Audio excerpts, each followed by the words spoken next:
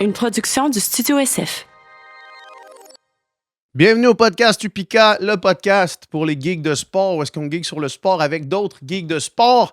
Cette semaine, c'est un coin du geek plus. Je dis plus parce qu'on est trois. Donc moi, coach Charles Castonguay et coach Félix-Antoine Lapointe, qui, il y a quelques semaines, il est venu sur le podcast, le coach d'Elissa Legault, le coach de Thomas Fafard, pour ne nommer qu'eux autres, qu'eux seuls, qu'eux autres, là.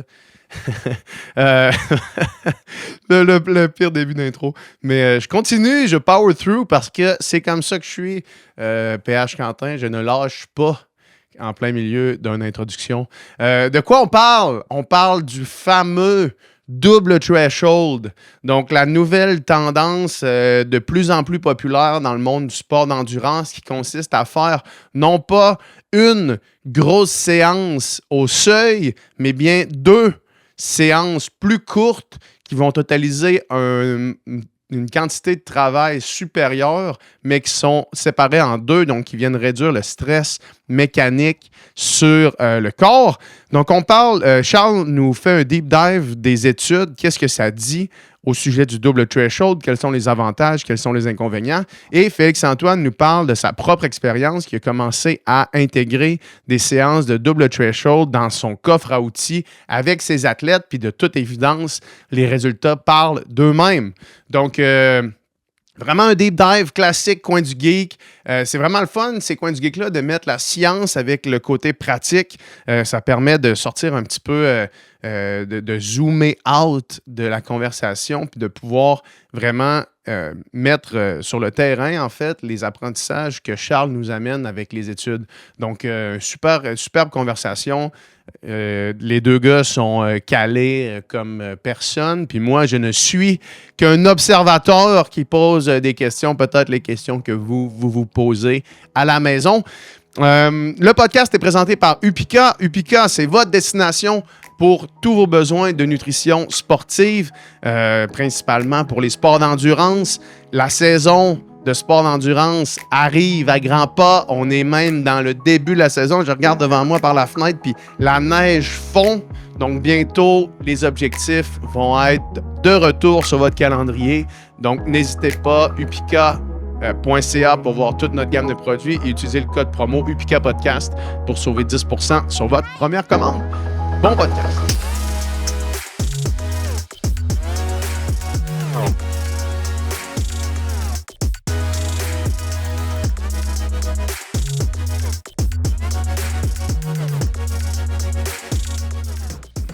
OK, ça roule.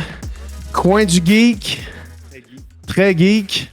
Quand on a fait notre podcast, il y a 2 semaines, je pense, à la fin, tu t'as sorti, tu as dit j'aurais aimé ça qu'on parle plus du double threshold. Puis là, Charles était là. Charles a entendu ça. Il a fait c'est une bonne affaire parce que je voulais qu'on fasse un coin du geek sur le double threshold. Fait qu'avant de passer le micro à Charles puis te laisser cuisiner un peu, c'est quoi ta relation avec le double threshold? La dernière fois, tu m'en parlais. Tu me disais que c'était nouveau un peu dans ta pratique. Parle-moi de ça. Je pense que c'est un outil intéressant qui est à la mode. Puis j'aurais tendance à dire que beaucoup d'athlètes, voire de coachs qui l'utilisent, le font à outrance ou le font pas toujours de la bonne façon. Fait que moi, je le vois comme un outil intéressant, mais il faut bien le planifier. Puis c'est pas nécessairement fait pour tout le monde. Donc, on va pouvoir en parler plus en détail, mais je pense qu'on a un sujet intéressant qu'on tient là. Puis comment tu l'appliques aujourd'hui là, avec ton groupe?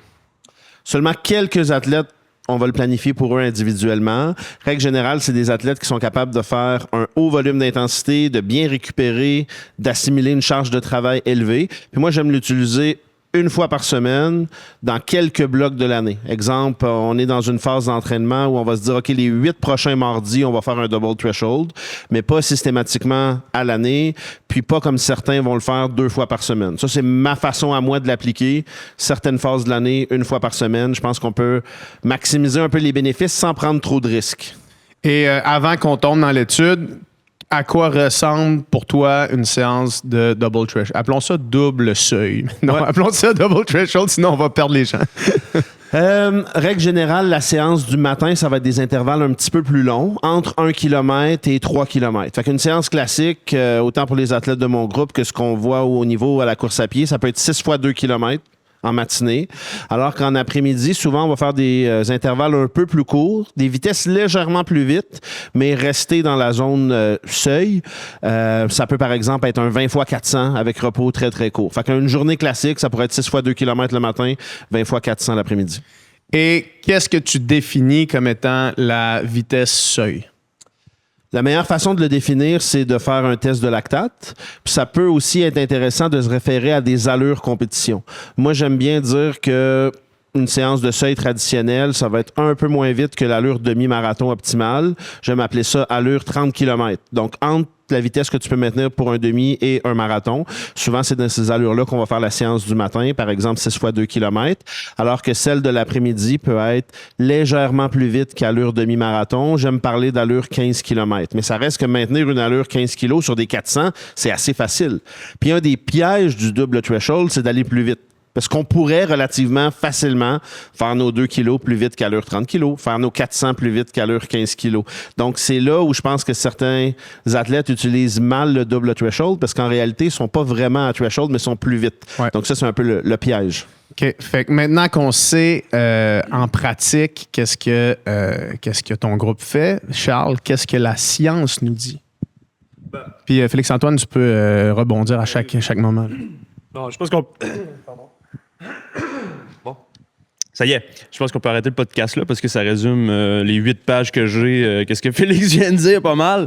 Mais non, on va y aller quand même là, parce qu'il y a plein de choses qui sont intéressantes. J'ai 2 études en particulier que je veux vous parler. Une qui est une revue systématique qui dénombre un peu tout ce qui se dit autour du double threshold sur le terrain et dans la science, dans les études. Et l'autre, c'est une étude justement comparative. Est-ce que ça marche pour vrai? Donc, on compare un groupe qui en fait versus un groupe qui en fait pas, qui fait un simple seuil qu'on appelle, et on regarde c'est quoi là, les paramètres de récupération et tout ça. Donc, c'est quand même assez intéressant. Donc, mise en contexte de la revue systématique de Norwegian Double Threshold Method in Distance Running de Ronstad. Et l'autre nom, je ne pourrais pas le prononcer, malheureusement. C'est trop norvégien pour moi, ou une autre nationalité. Donc, depuis les performances exceptionnelles des coureurs norvégiens comme Ingebrigtsen et Nordas, c'est Nordas qu'on dit, hein? Leur approche appelée le Double Threshold suscite un énorme intérêt. Cette revue permet d'analyser toutes les publications scientifiques et terrains disponibles pour décrire ce type d'entraînement.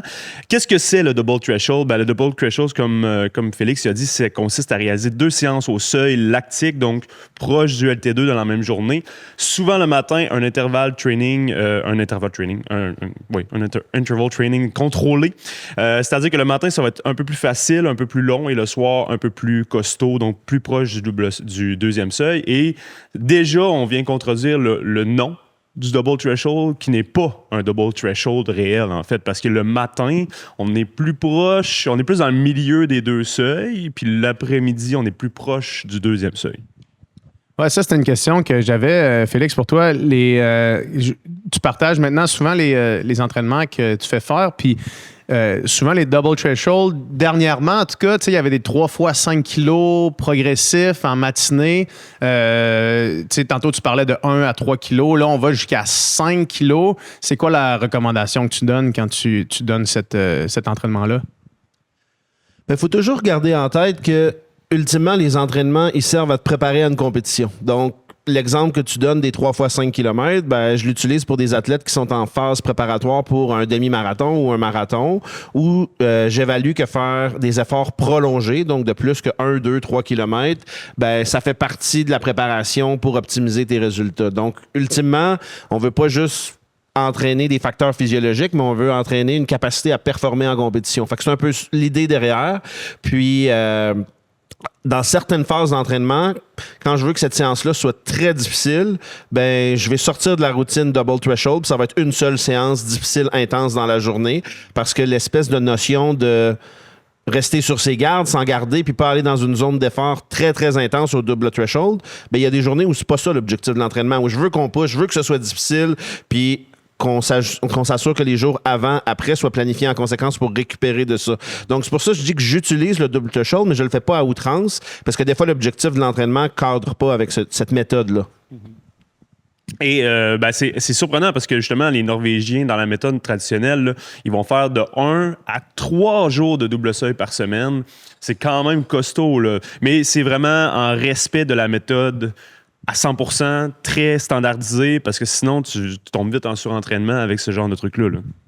Fait que personne race la dernière rep.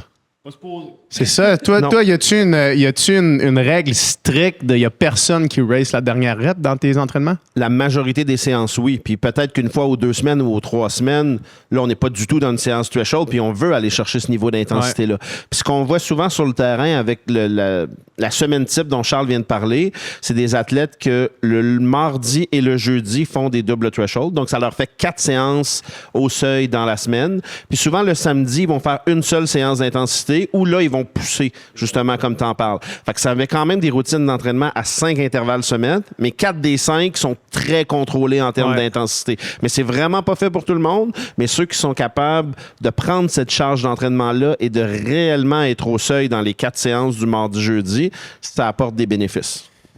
C'est fou, ce concept-là de retenir tout le temps. Juste dans mon passé de natation, c'est pas un bon training si tu ne races pas la dernière rep. C'est pas un bon training si t'es pas à bloc à la fin du training, la gueule à terre, t'es ses genoux, tu sais. C'est fou pareil. Ben, c'est les mentalités qui évoluent aussi. Je pense que c'est très typique. J'aime faire du VO2 max, puis c'est juste le VO2 max, c'est payant. Puis là, je pense qu'on évolue. C'est encore payant de faire du VO2 max, mais on a pas découvert, mais on se rend compte que finalement, faire peut-être un peu moins de VO2 max puis travailler d'autres types d'entraînement, c'est aussi payant aussi, là, surtout pour des athlètes d'endurance en général. Là. Fait que c'est ça, la semaine typique, c'est 1 à 3 jours. Moi, j'ai jamais vu le 3 jours, mais dans l'étude, ils le mentionnent quand même. Fait que c'est intéressant. 3 jours, ça commence à être du lundi, mercredi, vendredi, probablement, puis ils font pas d'intensité élevée. Mais si t'es à 2 jours de double seuil par semaine, il y a un volume élevé qui vient avec ça, facile, c'est-à-dire zone 1, zone 2. Et là, si vous lisez les études norvégiennes, c'est pas mal la seule nation au monde qui disent que la zone 2, c'est entre les 2 seuils. Fait qu'il faut faire attention, là. Parce que là, normalement, c'est zone 3, zone 4, pas mal entre les 2 seuils. Puis eux, pour une raison X, ils disent que leur zone 2, c'est entre les 2 seuils. Mais on ne sait pas pourquoi. Là, c'est pas mal les seuls au monde qui font ça. Donc, quand on parle de double seuil, c'est zone 3, zone 4 la plupart du temps. Même si dans l'étude, ils vont dire que eux, c'est leur zone 2, mais c'est pas ça, la vraie zone 2. Selon le consensus normal. Et on ajoute à ça une séance de haute intensité hebdomadaire, comme tu le disais, plus de type VO2 max. Souvent, un race pace, si tu es un coureur de 1500, de 5000, bon, on va aller chercher ces intensités-là. L'intensité physiologique ciblée, ben on l'a dit, hein, le point central du modèle de double seuil, c'est d'accumuler un énorme volume juste sous le seuil LT2, qu'on appelle aussi, et que les Norvégiens aiment appeler le maximal lactic steady state, que je vais définir un petit peu tantôt. Les Norvégiens utilisent les mesures de lactate systématiques à chaque intervalle ou presque, et ils ajustent en temps réel l'allure. Donc, si le lactate est trop élevé, la prochaine rep, tu ralentis, on ajuste, tu peux réaccélérer un peu si c'est vraiment trop bas, etc. Donc, il faut vraiment avoir un monitoring très précis là, pour faire ce genre de séance-là. À quel point tu utilises le reading de lactate pendant tes entraînements de seuil?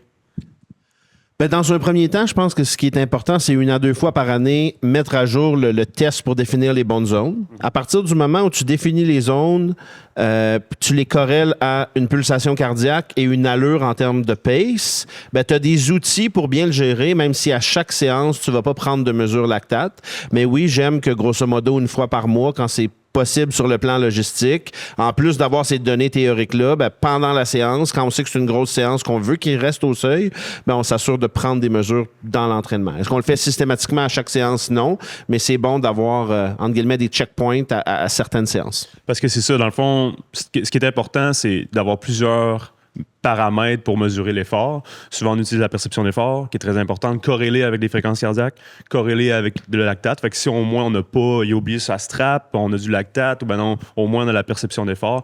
C'est sûr que des fois, les athlètes de haut niveau, faut pas que tu te fies trop à leur perception d'effort, là, parce que des fois, ils vont essayer de te bullshiter un petit peu. Là. Mais au moins, c'est un des paramètres qui est valable, ça c'est bien. Les zones visées de lactate, là, c'est du 2 à 4 millimol, souvent en plus là, du 2 à 3,5 chez les Norvégiens, parce qu'ils veulent vraiment pas aller frôler avec le 4. Et c'est ça, c'est pas une séance de VO2 max, c'est vraiment une zone durable, mais stimulante qu'on veut faire à chaque fois. Ça vient souvent avec un modèle qui est pyramidal. Vas-y. Non, un modèle qui est pyramidal, soit beaucoup de volume à basse intensité, au moins 75 un seuil à 20-25 de ton volume total dans ta semaine, et de la haute intensité. C'est sûr que si tu fais 2 doubles seuils par semaine, tu peux pas aller chercher gros du VO2 max là-dedans. Fait que c'est du 5 maximum. Fait que on pourrait appeler ça un modèle pyramidal extrême à dominante seuil, disons-le comme ça. Les mécanismes physiologiques proposés, ça, c'est super intéressant. Qu'est-ce qui se passe dans ton corps quand on fait justement beaucoup de seuils, beaucoup de doubles seuils? C'est qu'il va vraiment maximiser les adaptations clés au demi-fond. Principalement, un grand volume proche du maximal lactate steady state, donc l'état de stabilité lactique maximale, on va dire. Ça fait une activation répétée de la PGC1A, qui est une protéine activatrice transcriptionnelle qui favorise la biogénèse des mitochondries et la densité capillaire, donc une meilleure oxygénation. Donc, ça va vraiment booster le nombre de mitochondries que tu as justement dans tes tissus, et ça va favoriser une grosse oxygénation. Et plus on va stimuler cette protéine activatrice-là, ben, plus on va en créer. Donc, plus on va avoir de transporteurs, pas de transporteurs d'oxygène, mais de mitochondries qui vont pouvoir utiliser l'oxygène comme source énergétique et augmenter justement on va dire la tolérance au niveau d'effort voulu. Donc, plus efficace qu'un gros volume. Faire une séance de seuil, c'est plus efficace que juste faire du easy, on va dire. Et justement, le maximum lactate steady state, c'est quoi? Ben, c'est la plus haute intensité d'exercice à laquelle la concentration de lactate sanguine reste stable dans le temps. Et c'est souvent associé à quoi? Ben, au deuxième seuil, évidemment. Moi, j'ai une question par rapport à ces adaptations-là. Là, c'est une, hein? Il y en a... Ouais. OK, ben descends les adaptations, puis je vais arriver avec ma question après.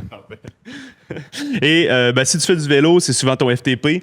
Donc, le LT2, le FTP, le deuxième seuil, c'est 45 minutes à 60 minutes pour des athlètes entraînés d'efforts soutenables, on va dire, avant épuisement.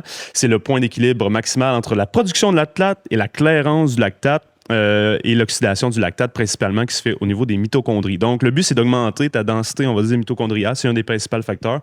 Et justement, de clairer, utiliser le lactate. Parce que comme on le disait dans les trucs de fatigue, dans le podcast de fatigue, ben, le lactate, c'est pas ton ennemi, c'est ton ami si tu sais bien l'utiliser, si tu es capable de le recycler de façon intelligente.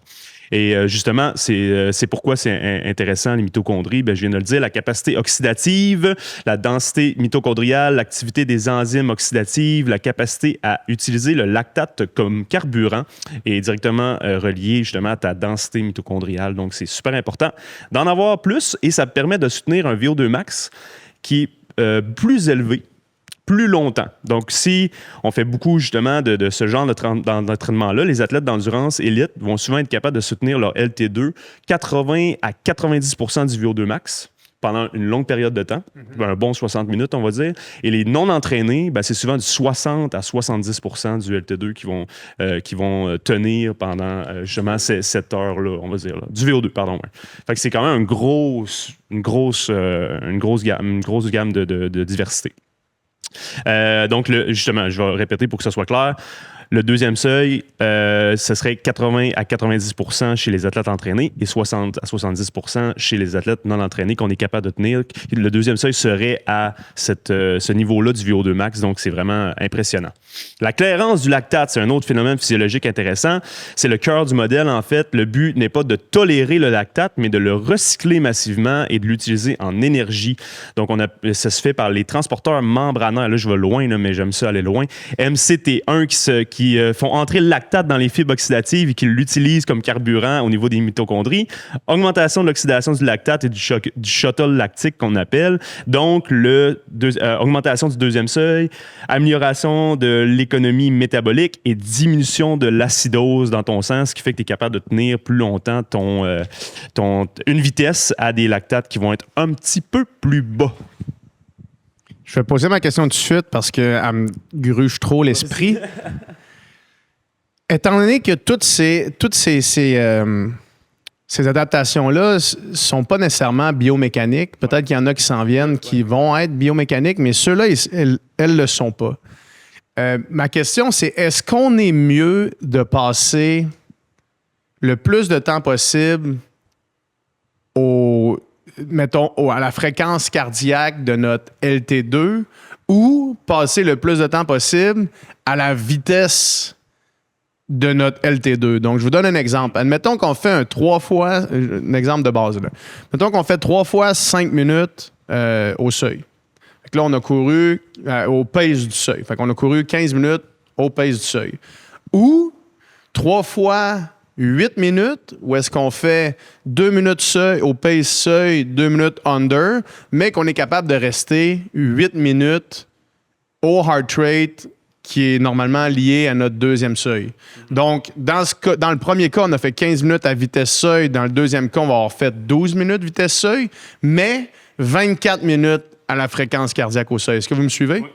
Donc, qu'est-ce qui est le mieux? Toi, Félix, est-ce que tu priorises-tu la vitesse, la vitesse au seuil ou tu priorises le temps passé au seuil?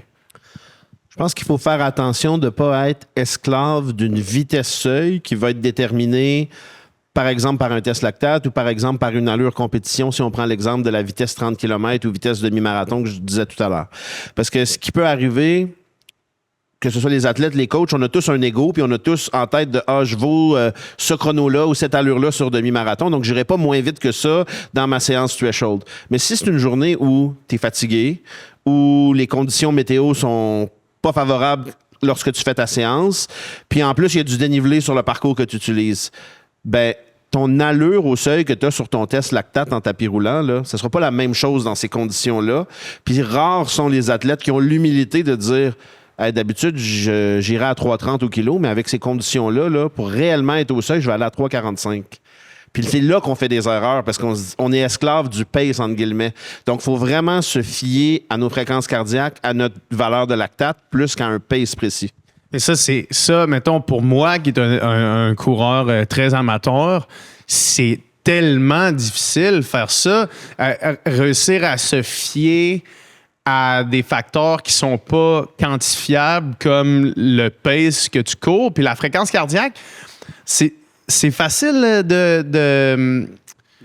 d'exagérer, mais de mettre aussi la haute fréquence cardiaque sur la faute de quelque chose d'autre. Tu sais, c'est comme là, t'es sur le pace, mais la fréquence cardiaque est 10 battements au-dessus, puis tu dis j'ai mal dormi cette nuit, puis là, tu restes à ce pace-là, alors que normalement, t'es over ton effort, en fait, c'est ça. Oui, tout à fait. Puis sur une séance, ce ne sera pas grave de faire ça. Ouais. Mais si tu le répètes, ben la fatigue engendrée va être un peu plus élevée qu'on voudrait, puis à un moment donné, tu vas moins bien récupérer, puis là, tu vas peut-être avoir plus de chances de tomber en surentraînement ou de te blesser.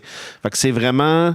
Quand je dis qu'il faut être prudent quand on fait du double seuil, puis avoir l'humilité de s'adapter en fonction de nos sensations, les conditions, puis de réellement être dans un effort seuil, ben c'est important, sinon tu ne vas pas maximiser les bénéfices sur le long terme. Et dans ta carrière d'entraîneur, est-ce que tu as pu observer une corrélation entre la qualité d'un athlète et sa capacité à se fier à sa perception d'effort?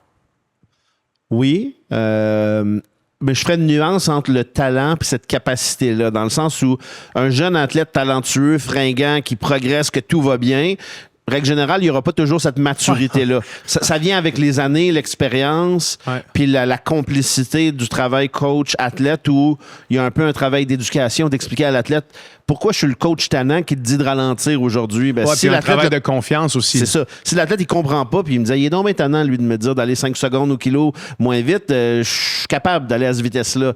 Mais il faut, comme coach, que tu sois capable de vendre à l'athlète le pourquoi. Puis là, quand il vient adhérer à ce modèle-là parce qu'il comprend, c'est plus facile d'avoir du succès. Ouais.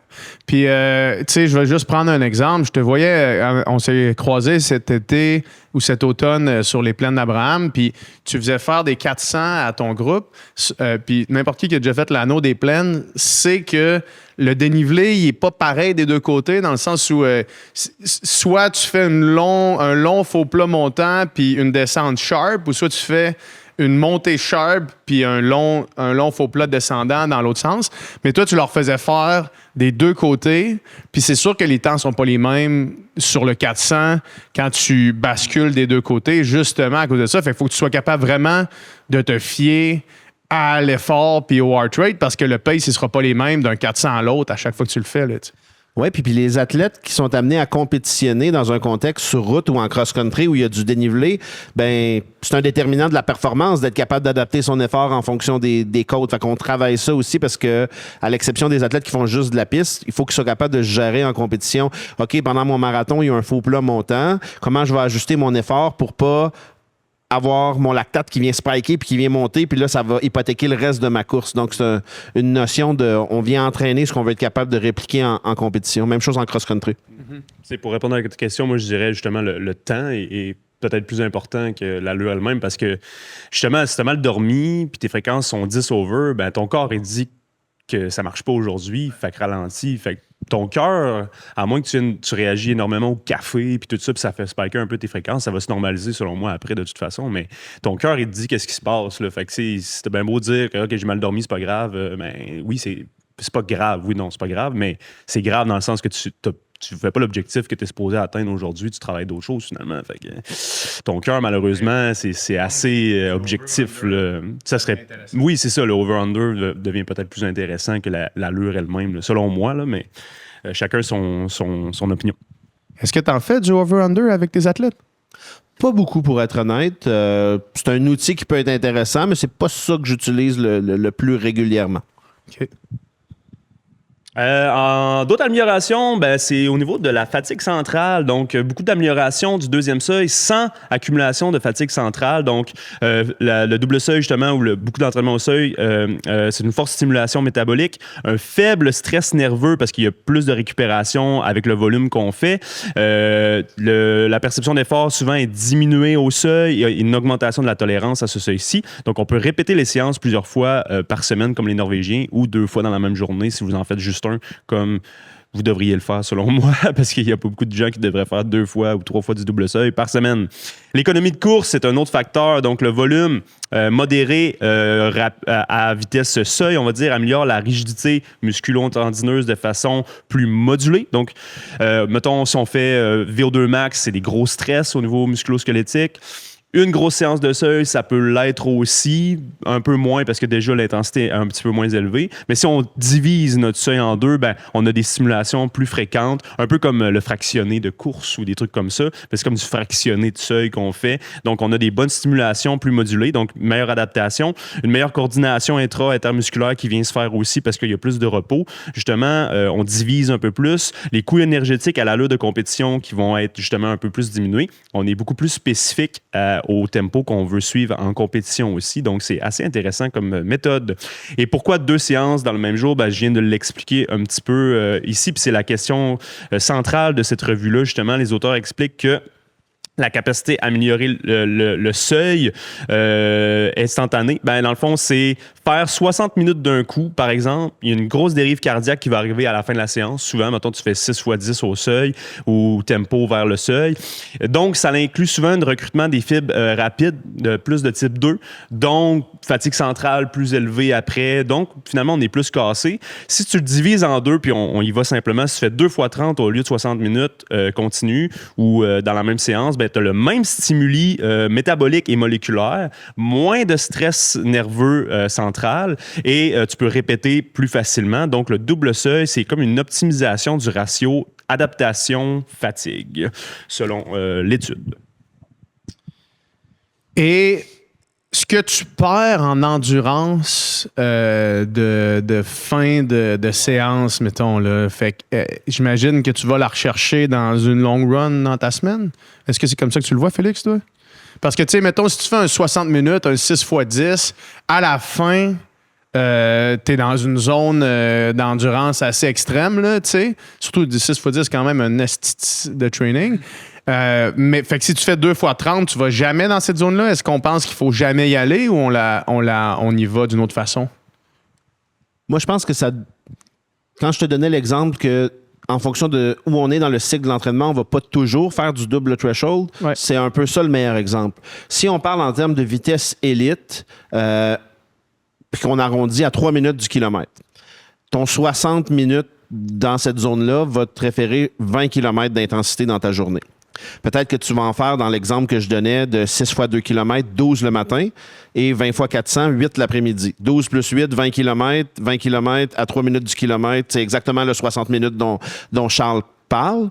Mais peut-être qu'il y a des moments où je préfère, au lieu de faire 12-8 en volume d'intensité dans ma journée, faire seulement 15 le matin puis une seule séance. Fait que c'est là où je dis qu'il ne faut pas que faire du double seuil, mais peut-être que dans un cycle d'une préparation marathon avec un athlète, pendant exemple 6 semaines de suite, on va faire le double seuil, puis on va être autour de 12 km le matin d'intervalle, autour de 8 l'après-midi. Puis là, il y a un moment où moi, je juge que pour bien te préparer à ton marathon, il faut que tu montes à 15-16 km dans une seule séance. Ben, cette journée-là, moi, ma stratégie, c'est de ne pas faire de double seuil, mais de le faire en une seule séance. Ouais. Et juste par curiosité personnelle, est-ce que tu fais des séances plus longues que 15-16 kilos au seuil en préparation marathon? C'est assez rare. Parce que c'est beaucoup de stock. Là, ouais, dans un système à 5 zones, quand je vais vouloir aller chercher plus que 15-16 km d'intensité, on va plus être dans du zone 2 qu'au seuil qu'on pourrait appeler zone 3. Ouais. Quand on est vraiment dans une allure seuil, souvent 15-16 km, là, c'est les grosses séances que je prescris. Ouais, OK. Et justement, dans la revue, là, on dit les conditions indispensables de réussite. On insiste fortement, il le souligne là, en gras dans l'étude, que le modèle double seuil ne fonctionne que si il y a un contrôle du lactate et de la fréquence cardiaque constant, une intensité strictement sous le seuil critique LT2, que l'athlète a déjà un bon volume d'entraînement facile dans sa semaine, donc ça peut être un athlète quand même assez expérimenté, et c'est très progressif, donc on commence pas avec des sessions agressives de double seuil si tu n'en as jamais fait, on va en parler tantôt des séances justement là, qui peuvent être faites, et sinon ben, ça peut amener un surentraînement assez rapide, donc le double seuil ce n'est pas des entraînements durs, c'est des entraînements très précis et contrôlés, c'est très important, puis ça s'aligne là parfaitement avec le modèle norvégien qui repose sur les 4 piliers fondamentaux selon eux. Donc, beaucoup de volume facile, endurance facile. Le numéro 2, c'est le volume massif au seuil, comme on vient de le dire. Là. Quand tu fais 4 séances de seuil par semaine, c'est quand même massif. Pas beaucoup de VO2 max et une intensité scientifiquement contrôlée avec le lactate, la fréquence cardiaque et la perception d'effort. Si je peux rebondir là-dessus, mon exemple typique de 6 fois 2 km le matin, 20 fois 400 l'après-midi, pour un athlète qu'on juge qui est apte à faire du double seuil, mais qui n'en a jamais fait. Ben, les premières semaines, je vais l'adapter. Ouais, je ne vais pas le lancer dans cette charge-là intense la première fois. Puis peut-être que les 2 km du matin, on va en faire 4 ou 5 au lieu de 6. Peut-être les 400 de l'après-midi, on va en faire 12 à 15 au lieu de 20.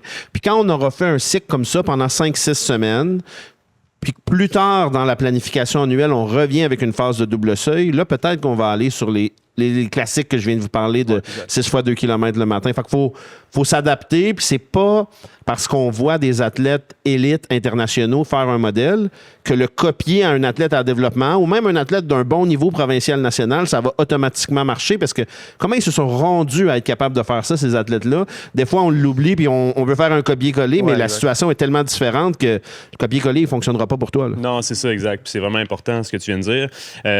Et là, justement, tu sais, selon ce qu'on peut, tu sais, mettons, on en parle depuis tantôt, on peut penser que c'est sur les athlètes de demi-marathon, de marathon que ça va fonctionner le mieux, mais le modèle norvégien, souvent, il s'applique plus à des athlètes de 1500, de 10 km. Fait que même des athlètes qui ont une demande, on va dire, dans leur épreuve anaérobique extrêmement plus élevée qu'un marathonien, ben, ils utilisent le double seuil quand même. Fait que ça, c'est super intéressant. Là. C'est des athlètes de 1500 à 10 km avec un énorme volume, une énorme quantité de seuil qu'ils vont faire.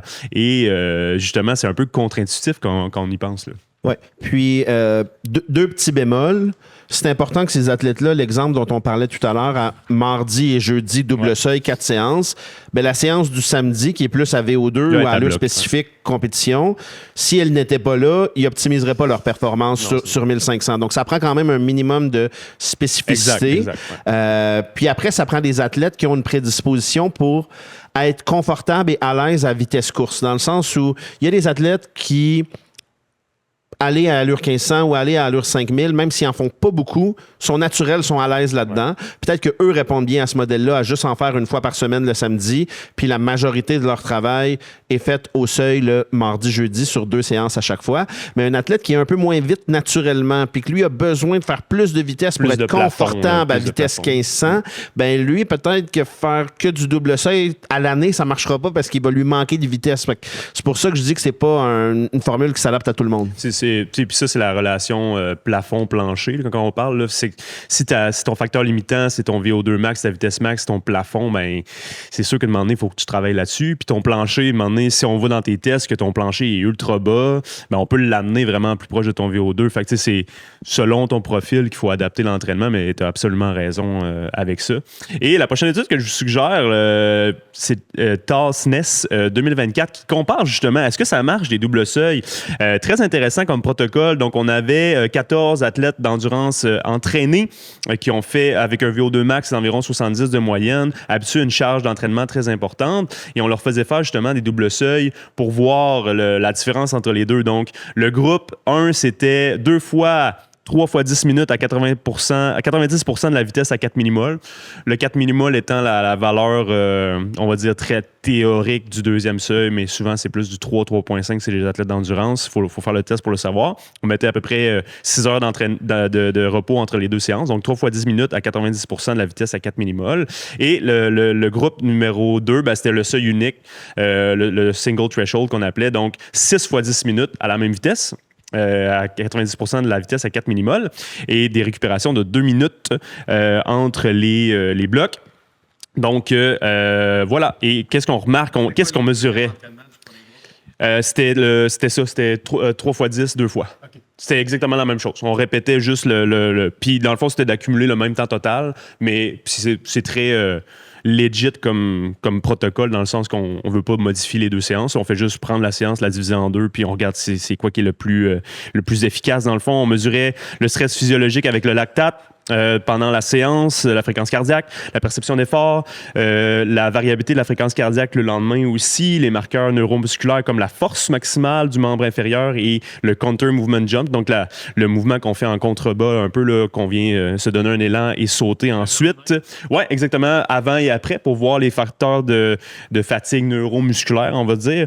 Et on mesurait justement à 24-48 heures post pour voir c'était quoi qui était amélioré. Et ce qu'on remarque comparé à une séance unique, le lactate est mieux contrôlé dans le double seuil. Justement, la fréquence cardiaque moyenne sur la journée est beaucoup plus basse. La perception d'effort global est plus basse aussi.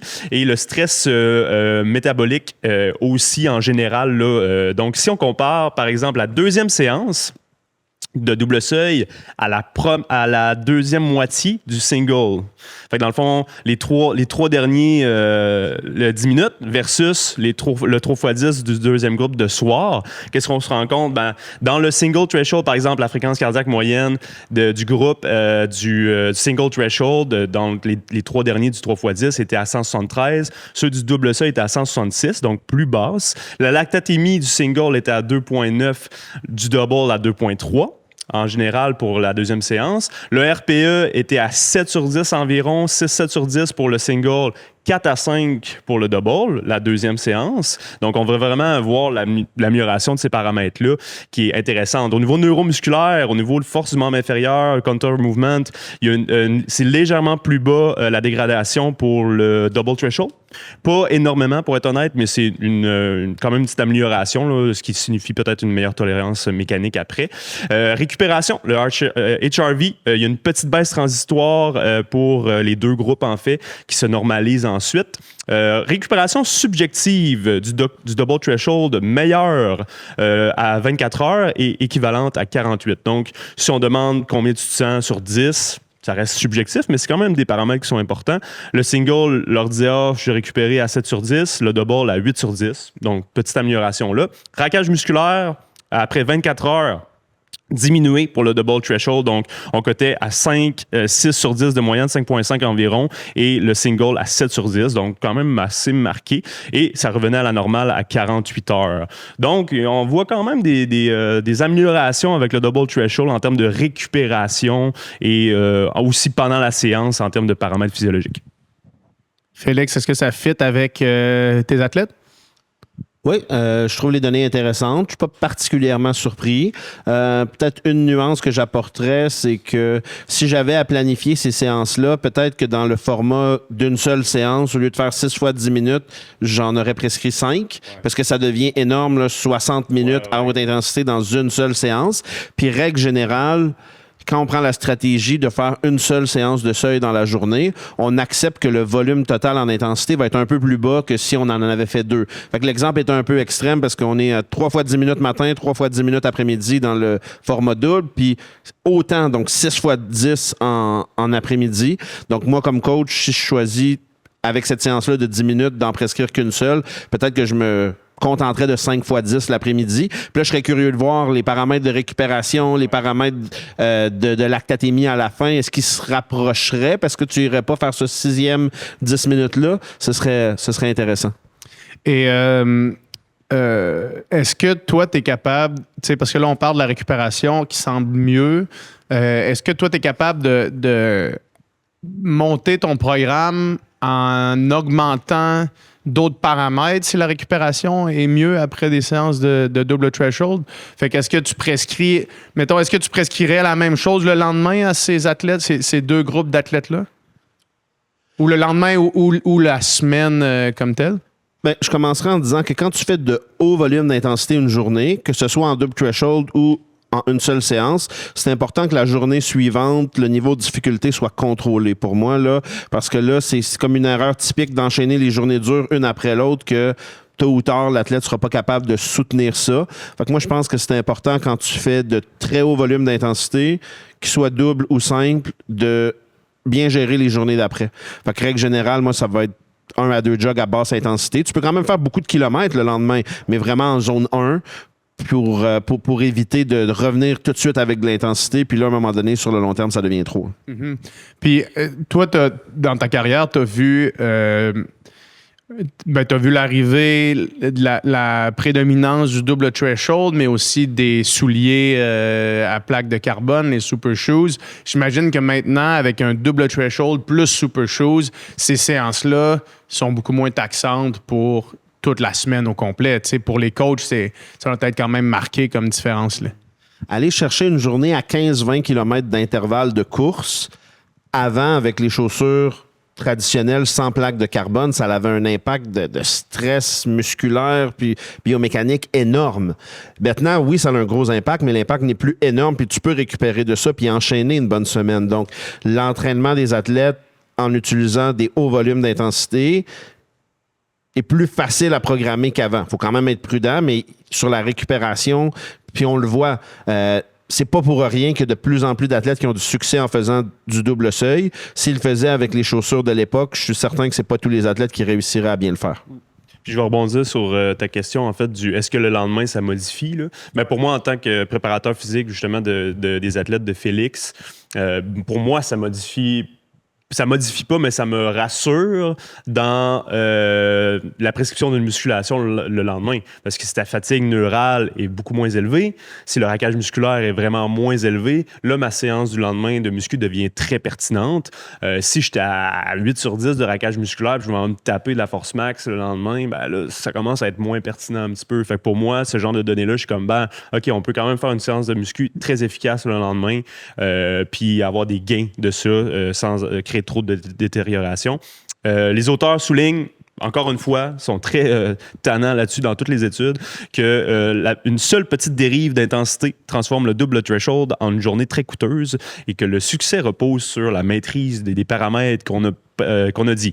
Et il mentionne quelques applications pratiques, justement, qui devraient l'utiliser, le double threshold. Eux, ils mentionnent des athlètes très entraînés, une phase de développement aérobique très spécifique, donc souvent des athlètes un peu plus matures, volume déjà élevé, et des athlètes qui sont capables de bien contrôler leur intensité, pas se laisser emporter par la dernière rep, comme tu disais. Et quand il ne faut pas le faire, quand il faut l'éviter, les athlètes très peu expérimentés, très amateurs, période de fatigue élevée, même chez des athlètes très entraînés, si on a des facteurs de fatigue, on ne devrait peut-être pas le faire. Si vous n'avez pas de contrôle de votre intensité, sauf l'allure, vous ne devriez pas le faire. Donc, si tu n'as jamais fait de test de lactate, si tu n'as aucune idée de c'est quoi de tes perceptions d'effort, tu n'es pas bon à le faire, si tu n'as pas de fréquence cardiaque associée, des fois, c'est moins pertinent aussi parce que tu te fies seulement à l'allure. Et ça, comme on l'a dit tantôt, l'allure seulement, c'est pas très payant. T'sais, à l'ère des médias sociaux, autant ça a du positif que des fois, ça peut être un couteau à deux tranchants. On voit souvent des jeunes athlètes en développement, des bons juniors, des bons athlètes de niveau collégial qui voient les meilleurs au monde faire du double threshold à répétition, puis que là, ils veulent transposer ça dans leur routine d'entraînement à eux. Mais souvent, c'est des athlètes qui ont tellement d'autres paramètres qu'on peut optimiser avant de se rendre là, que peut-être dans 1 an ou 2 ans, ils vont être rendus à avoir le profil pour être apte à bénéficier d'un double threshold. Mais là, il y a d'autres choses à faire avant de se rendre là. Fait que c'est pas pour des athlètes en développement ou pour des athlètes peu importe leur talent, qui commencent dans leur pratique sportive assidue, mais pour quelqu'un qui est habitué de faire beaucoup de kilomètres, habitué de faire beaucoup d'intervalles, qui n'a pas trop d'enjeux de blessure, là, on peut le considérer. Et là, on va tomber dans la partie la plus stimulante pour les auditeurs. C'est quoi les séances types de double threshold? Parce que, tu sais, la séance qu'on avait, le podcast qu'on avait fait sur les séances marathon et tout ça, là, la quantité de personnes qui me parlent et qui me disent hey, j'ai toutes fait les séances que tu avais dit dans cette séance. D'ailleurs, on devrait s'en faire un coin du geek, mais des séances spécifiques, ça serait vraiment le fun encore. Donc, la séance type de double threshold, plus long le matin, plus court le soir. Vas-y. Excuse. Je veux juste faire une mini parenthèse sur ça. Là. Moi, puis je recommanderais pas ça à personne, mais on avait fait les séances clés marathon, t'en avais sorti, je pense, 8. Puis moi, je les ai toutes faites dans ma prep vers le marathon d'Ottawa, mais c'était bien trop. Là. C'était des séances, genre des séances tests. T'avais le Yasso là-dedans. Le Yasso, tu fais le Yasso une fois, man, t'es gone pour une semaine. Là, c'est un 10 fois 800 mètres meilleure moyenne. C'est fou, là, là. Après ça, t'avais le Michigan. J'ai fait ça semaine après semaine après semaine. Ça se peut que je sois arrivé un peu brûlé à Ottawa. Là. À ta défense, ça avait modulé le volume dans ces périodes-là. Là. On était plus en polarisé. Puis il faut le faire des fois aussi, là, augmenter son plafond, mais il faut bien contrôler. Donc, séance plus courte le matin, séance plus longue le soir. Donc, séance 1... type matinal avec un seuil plus bas, souvent en lactate. On se rapproche un peu plus du LT1 que du LT2, là, finalement. Fait que, comme je le disais, le non-double threshold, des fois, peut confondre un peu. Donc, l'intensité très contrôlée, jamais difficile. En lactate, on parle de 2 à 3 millimoles. Zone de seuil bas. Donc, on parle du LT1, du premier seuil, bas zone 3, souvent milieu zone 3, effort perçu maximum à 5 sur 10. Les intervalles sont longs avec des récupérations courtes et un volume total un peu plus élevé, justement. C'est ça, comme il disait tantôt, un pace 30, ça le ferait quand même bien. Les formules utilisées souvent là, dans les études, puis tu me corrigeras avec le terrain, qu'est-ce que toi tu remarques? On parle d'un 5 à 8 fois 6 minutes de zone 3, donc pace 30 à peu près, avec 1 à 2 minutes de récupération. Ça, c'était dans l'étude que j'ai mentionnée, la première, donc Ronstad, qui donnait cette séance-là. Et après, on a plusieurs autres formats, des 5 x 8 récup 1 à 2, des 4 x 10 récup 1 à 2, et même j'ai vu des 3 x 12 à 15 minutes récup 2 minutes. Mais plus on va étirer, plus l'intensité devrait se rapprocher presque du LT1 selon moi, là, plus on fait long. Repos actif toujours? Pas nécessairement, mais moi, ce que je dirais, c'est qu'il faut s'assurer qu'on n'a pas besoin d'une longue période de récupération. Parce que si c'est le cas, c'est qu'on n'est peut-être pas réellement au seuil. Ouais, donc, les athlètes qui vont faire des séances de seuil puis qui ont besoin de 2, 3, 4 minutes de repos entre les répétitions, ben, c'est peut-être que tu n'es pas vraiment au seuil. Si tu respectes bien ta zone puis que tu es un athlète entraîné, 1 minute 30, c'est probablement suffisant. Puis à ce moment-là, il peut être marché ou trottiné. C'est pas obligatoire qu'il soit actif, mais s'il y a une notion spécifique de, exemple, préparer un marathon, ben là, ça peut être intéressant d'avoir du repos actif, comme on parlait dans le podcast il y a quelques semaines, par rapport à la spécificité de l'épreuve, puis qu'on veut des efforts continus pour te préparer à optimiser ton marathon. Mais un coureur de 1500, 5000 qui fait du double threshold, ça me dérangerait pas que le repos soit passif ou en trottinant. Et pour des athlètes qui font... Parce que là, ça, c'est une séance où est-ce qu'on fait pace 30 kilos parce que j'imagine que là, tu vas nous arriver avec les trainings après, de l'après-midi qui sont plus courts, à des vitesses plus rapides. Pour l'athlète qui fait un single threshold day, est-ce qu'on fait vitesse, le même genre de vitesse?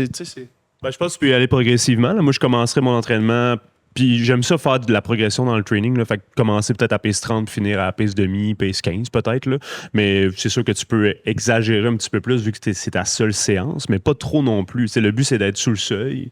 Fait que si tu finis un peu au-dessus, c'est correct. Mais en général, si tu fais du seuil, tu fais du seuil. Si tu fais du VO2, tu fais du VO2. Si tu fais de la vitesse critique, du pace 5, tu fais ça. Fait qu'il faut juste rester là puis être raisonnable. Moi, ce que j'aime aussi dans ce format-là, c'est que on vise vraiment le temps. Puis je pense que pour, mettons, un élite qui sent être international, c'est intéressant de viser le temps parce que justement, on le sait que normalement, il va tolérer à peu près 60 minutes à cet effort-là, fait qu'on essaie de le diviser en temps. Par contre, en kilométrage aussi, c'est intéressant. Fait que moi, mettons ma séance du matin, souvent, je vise en 30-40 minutes.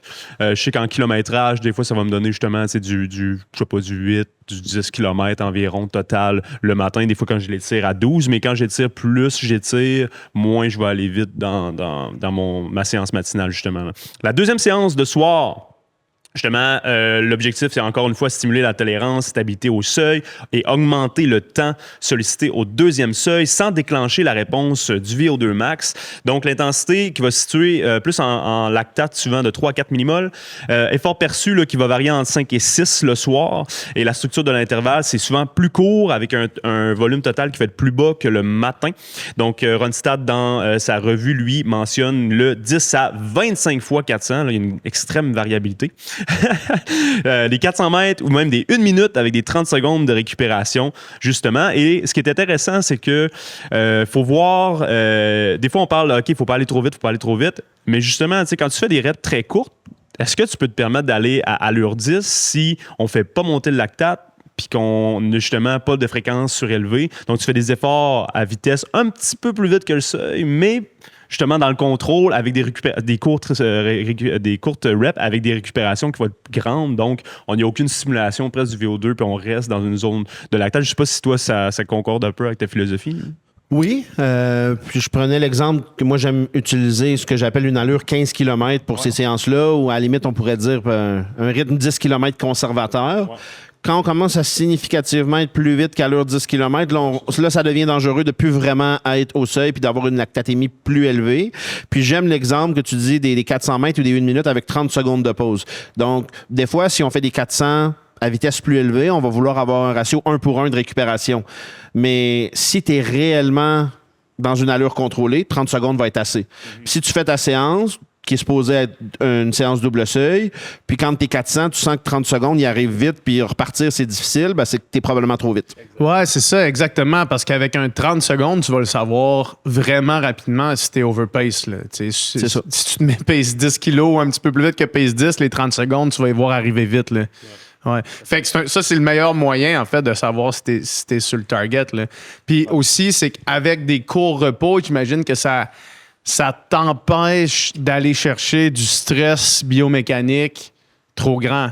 Dans le sens, si tu fais du 1-pour-1, des 400 mètres, 1-pour-1, puis tu peux accélérer, pace 5 kilos, mettons, mais là, le stress biomécanique va être quand même beaucoup plus grand. Oui, puis le lactate va monter. Oui, exact, c'est ça. Puis quand tu finis cette séance-là, si elle est bien planifiée, peu importe que tu en aies fait 10, 20 ou 25, il faut que tu aies la sensation de « Ah, j'aurais pu continuer plusieurs répétitions encore ». C'est ça, on parle de perception d'effort 6, si on parle même de 7 sur 10, c'est pas super élevé là, comme perception. Là. C'est le fameux tu aurais pu faire 20% de plus. C'est ça à peu près? Au moins. Ouais, okay, au moins. Pour un athlète entraîné à qui je donne 20 fois 400 l'après-midi, une journée double seuil, si on poussait au maximum, cet athlète-là serait probablement capable d'en faire 30. Là. Tu sais, je vais ramener ça à la préparation physique, encore une fois. C'est comme si au bench, là, je te disais, fais 7 reps, mais avec une charge de 10. Ouais, c'est ça, exactement. Fait que là, tu as 3 reps en réserve. Fait que là, tu dis, j'ai été stimulé quelque chose d'intéressant, mais je suis pas allé au max quand même, mais j'ai quand même des développements très nerveux, très physiologiques qui se font quand même. Si on parle d'autres séances possibles qui sont mentionnées, on parle du 6 à 12 fois 600 à 800 mètres. Donc, beaucoup de variabilité, encore une fois. On rallonge peut-être un peu la récupération vers le 1 minute dans ces cas-là. En temps, on parle d'un 7, 8 fois 4 minutes, repos 1 minute, 1 minute et demie max, un 4 à 5 fois 6 minutes, encore une fois, récup 1:30. Fait qu'on voit toujours que la récup est plus basse quand même. Donc, un temps total qui va être réduit. Pour justement, on vise peut-être, si on parle de temps, un 50, 60 minutes de travail total, donc plus le matin et un peu plus court le soir, même chose en distance. Et après ça, comme on le disait, là, du double seuil, c'est pas pour tout le monde quand même, mais tu as différents niveaux qui peuvent s'appliquer. Et pourquoi pas parler d'un double seuil débutant que j'ai vu passer, justement. Si tu es vraiment... tu te considères pas comme un élite, mais que tu veux quand même essayer ce genre de séance-là, ça peut être intéressant. Vas-y.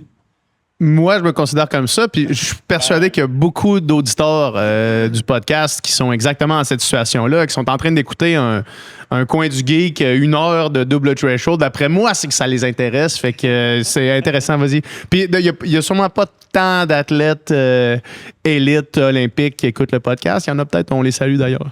Un élite, là, justement, on disait qu'il allait le faire 1 fois par semaine, à peu près, là, sur une période X. Là, on parle d'un niveau intermédiaire. Fait que là, on parle peut-être d'une fois par mois, 1 fois par 14 jours. On va diminuer le temps total. Fait qu'on va peut-être viser un 40-45 minutes total qu'on va diviser en deux, comme un matin à 3-4 fois 8 minutes. Seuil bas. Pour une durée 24-32 minutes totale. Le soir, 6 à 8 fois 3 minutes, seuil un peu plus haut, récupération de 1 minute, puis on a un 18 à 24 minutes total. Et encore une fois, moi, je le fais, ce genre de séance-là, c'est exactement ce que je fais, en fait. Puis je le fais 1 fois par mois, dans mon cas, parce que je trouve que c'est déjà assez. J'ai un bon volume d'entraînement. Je pourrais le faire aux 2 semaines, mais des fois, c'est le temps qui limite. Débutant, pourquoi pas essayer un double seuil au premier seuil avec un temps total justement qui va peut-être qui va tourner autour du 45-60 minutes, même 40-60 minutes total. Premier seuil étant ton LT1, donc la fin de ta zone 2. Donc le matin, par exemple, un 5 fois 6 minutes avec 2 minutes de récup à premier seuil, pardon, et le soir, un 5 à 6 fois 3 minutes à premier seuil, ce qui va diminuer énormément la charge d'entraînement, qui rend ça beaucoup plus facile, mais qui peut être une belle expérimentation à avoir. Et encore une fois, il ne faut pas exagérer. C'est très important. Une version trail. Pourquoi pas version trail? Je sais que c'est moins ton dada, mais quand même, on suggère peut-être, mettons, justement, viser à peu près les mêmes temps d'effort, mais le matin, viser sur le D+, donc un double seuil D+, le matin et terrain roulant le soir avec une intensité un petit peu plus élevée. Et si vous faites du vélo, puis que vous écoutez le Epica Podcast, le vélo, un bon double... C'est pas très populaire en cyclisme, le double seuil, je pense, parce que j'ai pas vu beaucoup de cyclistes professionnels mettre ça. Phil? Non, hein, ça se fait pas bien, mais bon. Physiologiquement, si ça marche pour tout, là, on va le dire. En vélo, même, on peut se permettre un petit peu plus de temps parce que souvent, en vélo, il y a moins de charge mécanique, etc. Donc, le matin, on parle du sweet spot bas, donc juste au-dessus du LT1, basse zone 3, à 85-90% du FTP, 3 fois 15 minutes, un bon exemple. Et le soir, le sweet spot haut, donc vers le LT2, et on parle d'un 4 à 5 fois 5 à 6 minutes à 90-95% du FTP, donc proche du LT2, comme on disait. Donc, beaucoup de variabilité qu'on peut amener.